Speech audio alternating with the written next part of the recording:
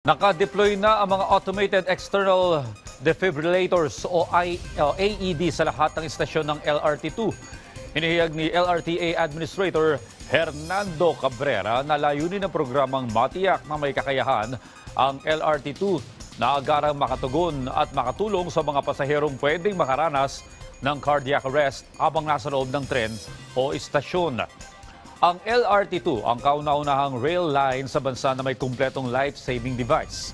Ang mga portable AED ay donasyon ng PCSO sa LRTA na ipinwesto sa bawat istasyon at mismong loob ng mga tren.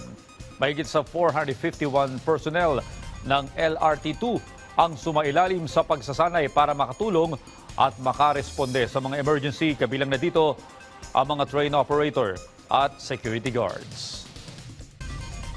Yung AED, nagsasalita, may prompter siya, nagbibigay siya ng voice instruction how to use properly yung unit.